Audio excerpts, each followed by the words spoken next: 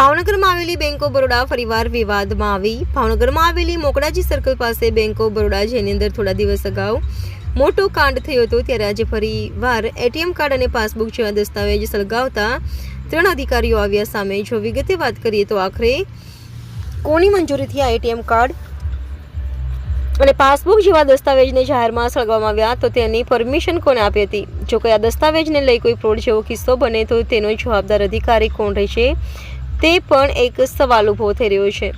જો વાત કરીએ તો 3 અધિકારીઓ દ્વારા જે સળગાવવામાં આવ્યું હતું તેને લઈને રહેતા સ્થાનિકોએ ભેગા થતા દોડધામ મચતા ઘટના સ્થળે પોલીસ કાફલો તાત્કાલિક દોડી આવતા આગળની તપાસ હાથ ધરવામાં આવી હતી અને રહીશો દ્વારા તે પણ જણાવવામાં આવ્યું હતું કે એટીએમ કાર્ડ અને પાસબુક જેવા ડોક્યુમેન્ટો અમારે ત્યાં શા માટે સળગાવવામાં આવ્યા હતા। જો કોઈ આ ડોક્યુમેન્ટને લઈ કોઈ બનાવ બને તો તેનો જવાબદાર અધિકારીઓ તો છૂટી જશે, પરંતુ અમે ફસાઈ જશું, તો તેઓ પણ એક ડરનો માહોલ જોવા મળી રહ્યો છે।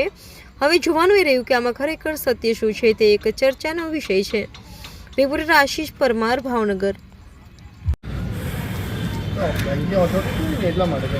તમને કોણે એવું કીધું કે તમે આ વસ્તુ બાળો? તમને ઓર્ડર કોને કર્યો? તમે કોના કહેવાથી આ કૃત્ય કર્યું?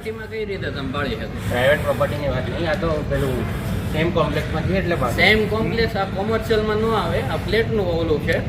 એ છે કે તમે આ કોના કહેવા ઉપર બાળ્યું? તમે મને એનો જવાબ આપો ને સાહેબ। બાઇટ આપણે નહીં શકતા, અમે ઓથોરાઇઝ નહીં કરતા। તો તમે ઓથોરાઇઝ વ્યક્તિને અહીંયા બોલાવો, મારે અત્યારે કામ છે। તમારા જે કોઈ સાહેબ હોય એમને બોલાવી દો, ન બોલાવી શકો એમ ન હાલે, બરોબર છે? તમે એમ ના ન પાડી શકો, તમે બંધાયેલા છો।